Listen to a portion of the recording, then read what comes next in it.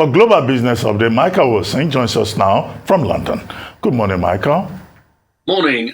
First of all, shares in Asia Pacific, mostly lower. Hang Seng down about 2.5%. Chinese technology stocks also falling this morning. In mainland China, the Shanghai Composite fell about 1%. Generally speaking, nothing doing too well. One of those kind of days, really. A big trade deficit reported from Japan. That's to do with the weaker yen, which we were talking about yesterday, really. The South Korean Kospi down about 1%. There's going to be a big APEC summit. This is the Asia Pacific Economic Forum. Xi Jinping, Kamala Harris from the United States, 21 Asia Pacific economies gathering in Bangkok, really to discuss things about economic cooperation. US Vice President, the Japanese Prime Minister is going to be there too. That's Fumio Kishida. Many leaders come straight from the G20 meeting in Bali. So they have been talking about Russia, they have been talking about Ukraine, but they've also been talking about food security issues and also about supply chain issues as well. And that will continue with those nations, members of APEC. IMF chief, this is Kristalina Georgieva, says that war in Ukraine is the most important negative factor for the global economy. Her comments were in response to the missile that struck Polish territory late on Tuesday. It killed 2 civilians. Most of the G20 members condemned the Russia and Russia's aggression against Ukraine. Georgieva said what she actually said was, as far as the members were concerned, was quite notable, certainly coming from the IMF. As far as the Ukraine war is concerned, Australian billionaire Andrew Forrest is launching a $25 billion fund for reconstruction. It's called $25 billion. That's the total that he wants to get there. Him and his wife have already contributed $500 million each to something called the Ukraine Green Growth Initiative. What the theory is that although there's been extensive damage, as you can imagine, to Ukraine, he feels as though now is the time to start rebuilding with green technology, and he thinks it's absolutely doable. Be interesting to see how that goes.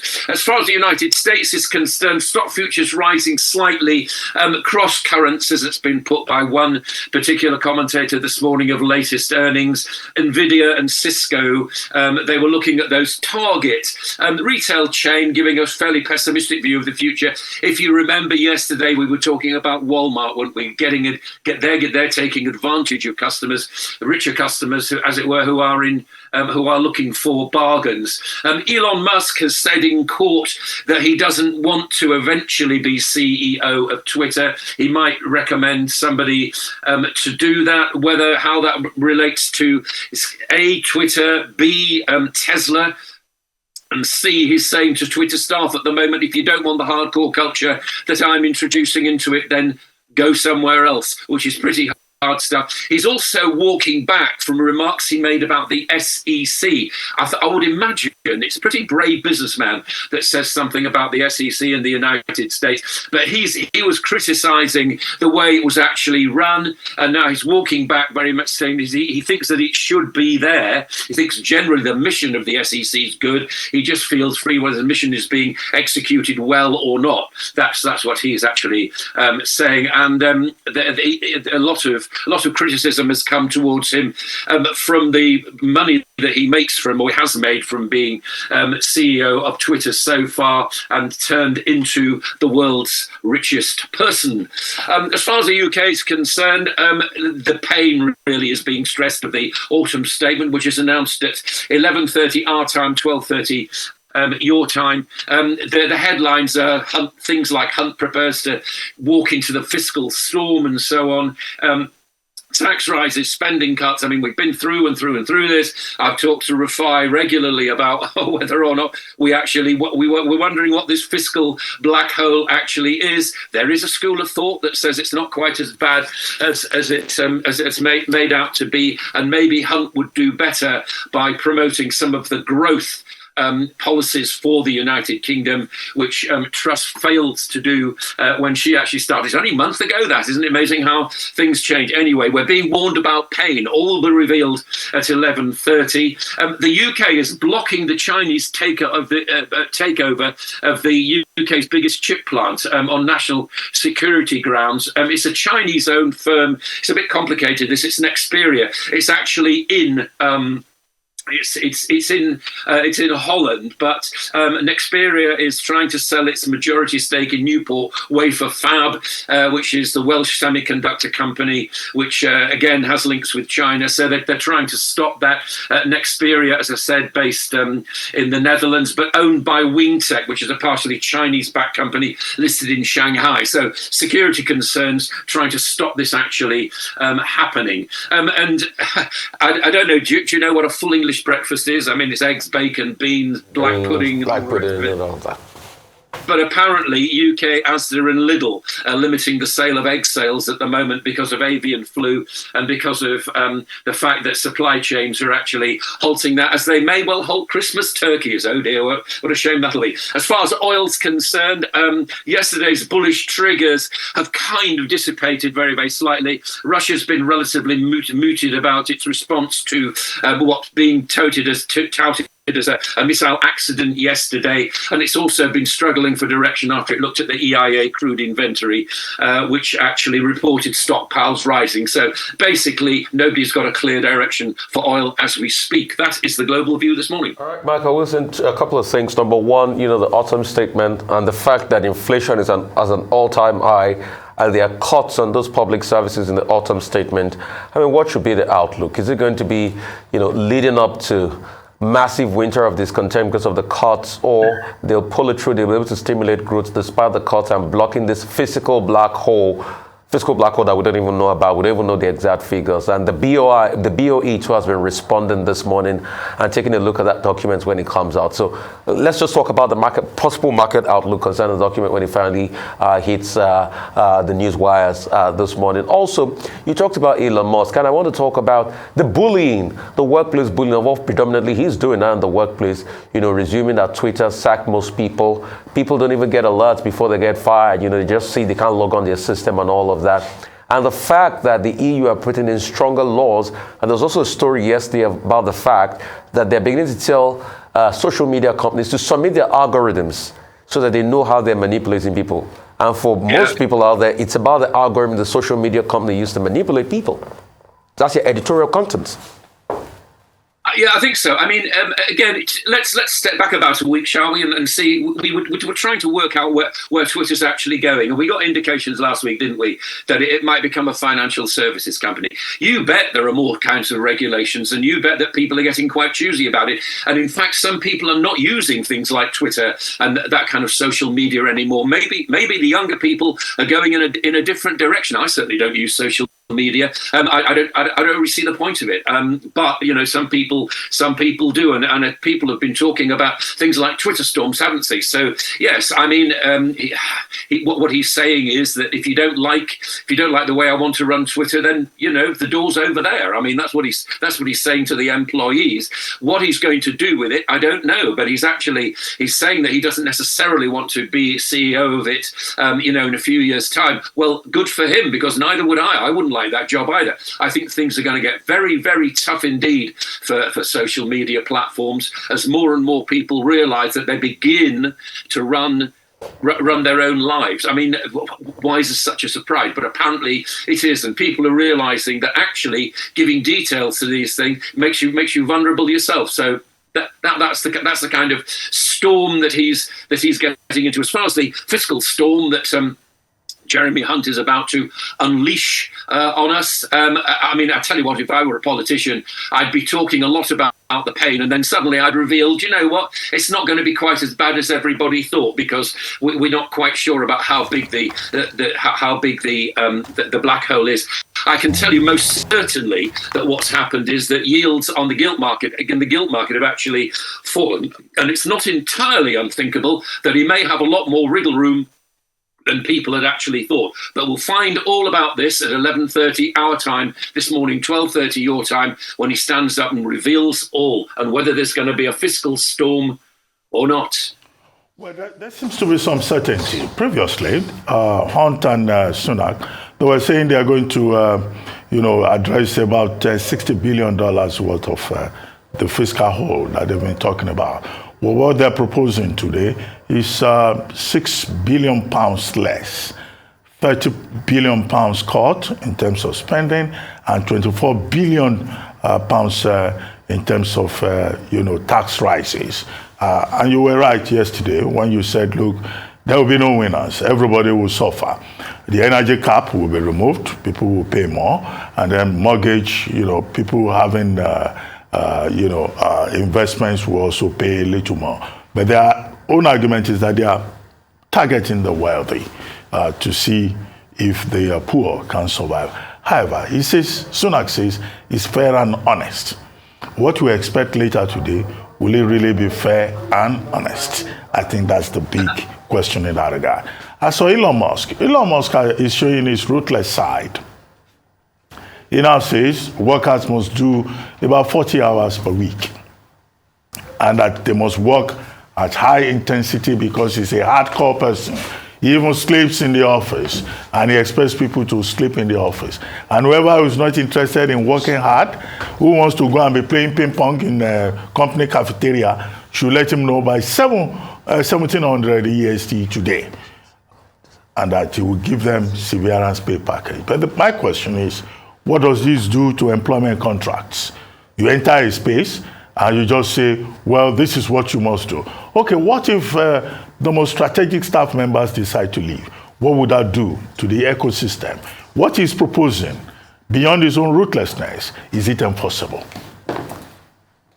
Well, I wouldn't particularly like to work for Elon Musk, to be honest. I don't. I mean, most of the people that we've seen after they've had the Elon Musk experience are not happy people. And I'm talking about people who are very experienced in auto manufacturing and so on, very experienced in the telemetry of rockets and so on, working for SpaceX and so on, all these kind of experts working for him.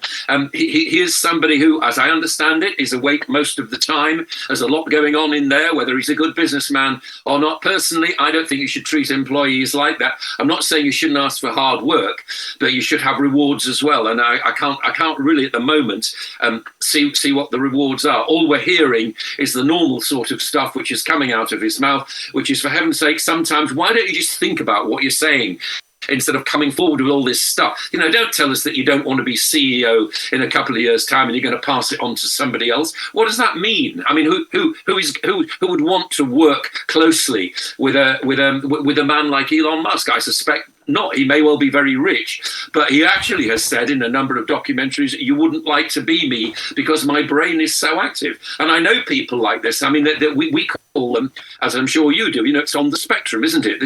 These people are mentally absolutely superb, but unfortunately the brain goes much faster than the doing of the body. That's part of the problem. I particularly would not like to work for somebody like that, and I suspect that Elon Musk may have to do something about it. And certainly I'm pleased to see that he's walking back from what he said about the SEC, because once he said that he approves of the mission, oh good, well thanks for that, Elon, approves the mission of the SEC, he sometimes feels fit to criticize the way it actually gets there. Yeah, well, so do we all. So what? I mean, it's going to be very, very difficult indeed. But I certainly think that social media has not been tested yet as far as consumers are concerned. And I'm very pleased to see that the authorities, such as they are actually rounding on it, not before time. The black hole. Yeah, well, who knows? I'd much rather. I'd love to talk about it with you. I'd much rather wait until 11:30 to see what they actually do. But once again, I would just underline the fact that whatever you think about what Truss and Kwarteng were saying, and it's only a month ago, generally speaking, I don't see how you get growth out of higher taxes. Timing is everything. And now the markets have come down, and I said the gilt market yields have actually fallen quite considerably. There is a certain amount of wiggle room, and a lot of that black hole is about borrowing costs, and those will have fallen. Now, let's hope And those have fallen within the last few days as well. So the message is there's going to be pain. They may have public spending cuts after the next election. That is clearly as political as it goes, isn't it, really? But I think we should wait to see before 11:30 and maybe talk about it tomorrow. Well, thank you, Michael. Thank you very much indeed. Now for business updates across the African continent, Rotus Odiri is back. Good morning, Rotus. Good morning, Doctor. Good morning, Rafai. Good morning to all our viewers. Thank you. Good to be back. What did we bring? Good tidings.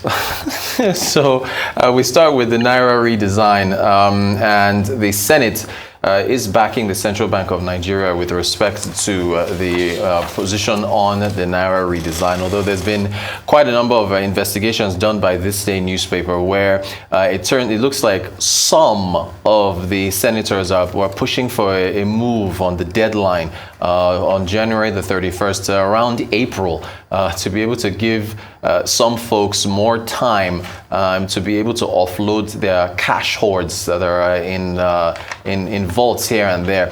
But basically, look, for Godwin Emefiele, he's got the backing of the law, he's got the backing of the president, he's got the backing now of the Senate, and I think the public, implores him that that deadline should not move. I think President Buhari also said that there should be no movement in that deadline as far as January the 31st is concerned. More on this, the chair of the EFCC, he says that. Why are you laughing? Well, I'm laughing because it's pretty interesting. Joke. Well, he believes that the Naira redesign could lead to the appreciation in the currency. That's of course Mr. Abdul Rashid Bawa. Here's a quote here where he was giving an interview with, I think it's Deutsche Welle, the Hausa affiliate of Deutsche Welle. He says, the law says the redesigning of the Naira notes should be done every 8 years, where we spent 20 years without any change, resulted in 85% of money in circulation, not in banks. When the CBM came up with this redesign, the dollar moved to 880, later dropped to about 680 or there, but I think it even dropped to about 655. It was a very volatile period. So you see, although it's back up now, I think it's about 790 now on the parallel market. So you see with this redesigning, the dollar may massively fall. Who knows? Probably to 200. That's what he says. So you can't hold him on that. Probably. Yeah, he says may. So he gives that caveat. He gives the conditionality caveat there. Yeah, exactly. To give him an escape. You can't say it's a statement full on made. Because if it was a statement full on made by, then we'll have been eating him like Kobe Alfie this morning. The FIRS, we moved to the FIRS, Federal Inland Revenue Service. They are looking to open about 25 satellite offices across the country. They believe that this is going to assist them in collecting more taxes and bringing them closer to the people. Here's a quote from a statement that they put out, I think it was yesterday, they put out this statement.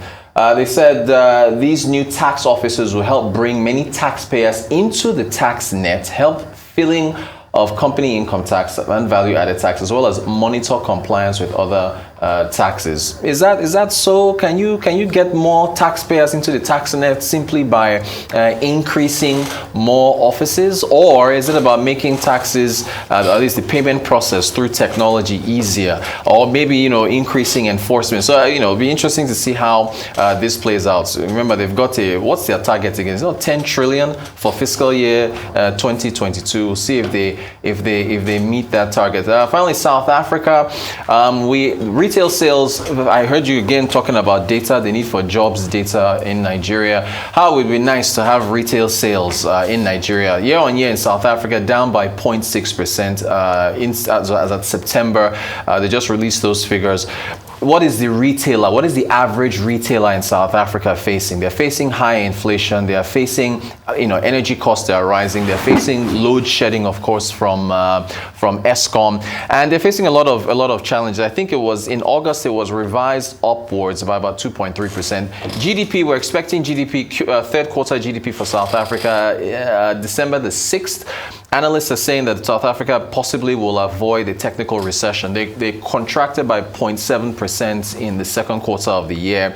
Again, the ESCOM load shedding was a big headwind on output, but it's expected that mining and I think manufacturing and trade supposed to boost the economy. I think mining and manufacturing alone make up about 1/5 of GDP in South Africa. So they're expecting to exit that technical recession, but they're looking at growth of maybe 0.4 to 0.7%. It's really anemic at this point. So the South African economy is still facing a lot of challenges, but expected to hopefully exit recession. We'll see when those numbers come out. That's our update. I mean, real quickly, I'm happy that the EFCC chief put that probability clause there, but it's also a very dangerous thing to say at a time like this, you know, to say probably 200 Naira. Because when you look at the parameters on ground, it's not realistic as we speak. Yeah. And we know the forces that determine Forex. Right. You know, and I think conversations about Forex should be predominantly made, especially in in public circles like this, by those in charge of it, you know, the CBN and the likes, you know. So I think he shouldn't probably say this. I mean, yeah, he was trying to tout the gains of the Naira redesign, which a lot of people have said, yes, to a large extent, you know, he's been able to help cut off that arbitrage and that shenanigan that goes on in the system and all of that, you know, which is a good plus for them, and which is why the Senate has also approved it. Anyway, there are still some quibbles as regards it, and the initial fears as espoused, you know, were real because a lot of people ran to that particular point, but we hope things should taper out. Yep. But we all know what drives currency. Demand production, demand and supply. That's the paramount part that drives currency. Yeah.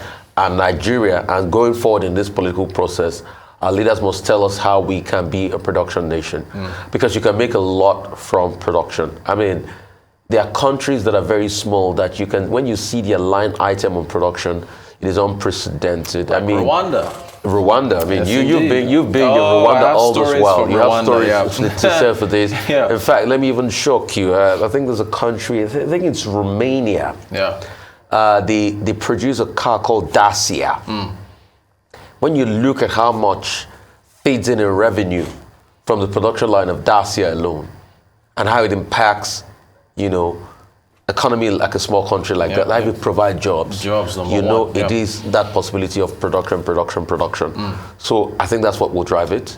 Also, we've been able to have the luxury of diaspora remittances that has always filled the black hole of our trade deficit. Trade deficit is about 10 years, over 160 billion, if not for diaspora remittances year on year, filling that black hole. But just imagine if we can collide forces with diaspora remittances and full-on production here that can get us more forex. And, you know, pretty much the sector is liberalized already. The economy is liberalized. It's just, you know, how you can happen that. FIRS, I think what should be done, like you said, is a lot of technology. I think opening more offices is just another bureaucracy. But kudos to them. They've been filling the black hole NMPC. I mean, I can say this for the Upton time. That NMPC has not been remitting money, shishi. They are not paying shishi to the Federation Purse, but FIRS has been filling that black. And they've done, you know, quite well in terms of collection and all of that. But I think how they can, you know, make the technology. But the most important conversation is making the taxpayers feel that their taxpayers' money counts. Right. And it all goes further to what does government even do for businesses? Because I talk to a lot of businesses, and the first thing they say is that, oh, they're asking us for that. What do they even do for us? Right. So those are the conversations we should have going forward. South Africa, very slow growth, you know, very slow growth. And it's indicative of the economy, but also largely because of large economic mismanagement and not making the right investments over the years. South Africa is a direct contrast. Some people live in, you know, affluence, but some people live in poverty and squalor. Despite the fact that South Africa, you would think, oh, how's it going on? There's still power cuts in South Africa. And this was not the case. Their energy company used to be one of the best in the world. I keep telling that story. In fact, they were churning out more energy, you know, I don't know the exact fact now, as much as South Korea at some point in 94. But once that was passed to the hands of, what is it called? The South Africans, the black people now in South Africa, we have seen how this has, you know, plummeted over the years. So South Africa has a problem of mismanagement. I know there are international factors, but when you also look at the countries dealing with inflation and very tepid growth on the African continent, Ghana, Nigeria. It's a problem of mismanagement. The Ghanaians too mismanaged the fortunes they had. And they know they're paying for it now. Like Nigeria is paying for it. Full-on inflation now 20.09%. 21.09%, beg your pardon. And it keeps increasing. So these are the conversations we should have. But I see hope. I don't know. Maybe because I saw you and you're just back from Rwanda. I don't know how much time is left, but I want to comment on this. Yes, please. Now, the first is this. The Senate, the big story that came out of the Senate yesterday was that a motion was proposed by Senator Ubasani asking the Senate to back the redesign of the Naira. And in typical Nigerian fashion, that session ended up raising all the issues that many Nigerians have raised. And in fact, there was some 10 minutes of confusion before they finally arrived at the conclusion that the Senate should back the redesign of the Naira. Not that their objection would have made any difference anyway. But Senator Obasani was saying that the committee in charge of banking and finance should be given the opportunity to have an oversight over the process. So that may be another positive outcome, in addition to the fact that they say they are now backing it. But they raised concerns and asked questions that persons have raised before now. One, what impact would the redesign of those Naira notes, 200, 500, and 1,000 Naira, have on reducing inflation? Two, what impact will it have on the dwindling value of the Naira? Three, they were concerned that the timing that is given, December 15 to end of January, is too short a window. And that they say that because politicians are going into the election, politicians should be allowed to offload whatever Naira they are keeping in different vaults, so that they will be ready. And they were asking for an extension till April. And that was where the confusion started. Because some other lawmakers were saying, look, this is not practicable. They raised issues such as how many rural areas even have banks.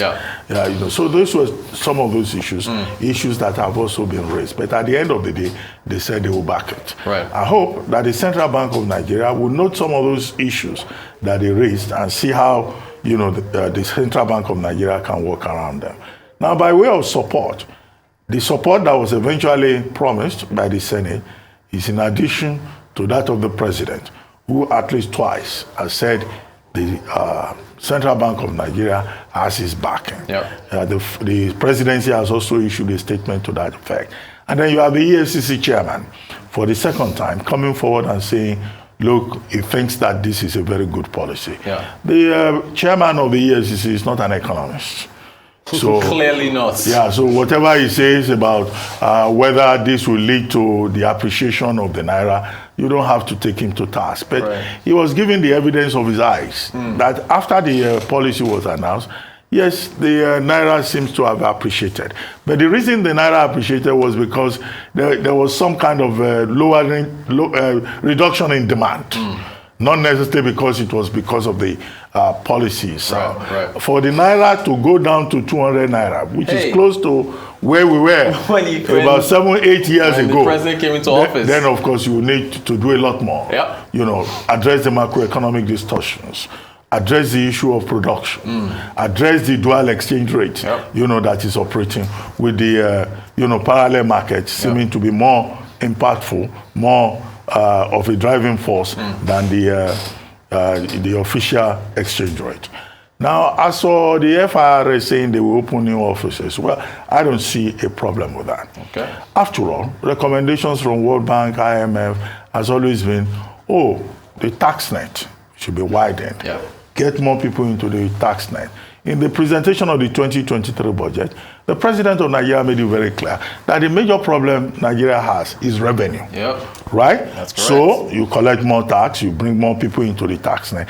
But we have this terrible problem about tax management, tax administration, which has led to all those issues that people talk about, issues about trust, about how exactly do you raise revenue.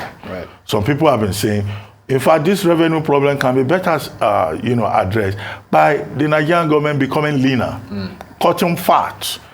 How can a governor have 10,000 aides, special assistants, How can a minister have a convoy that is about 10 vehicles long, Right. all consuming resources and consuming, gas, petrol, right. and then you say we have revenue problem? So there are better issues to address. We still have the Oronsaye report. We talked about trimming government in order to reduce costs so that you will have more resources for developmental purposes. So it's not just about opening these tax offices, it's about addressing those factors that are responsible for the poor revenue profile of Nigeria. Yeah. Well said. Well said. Thank you.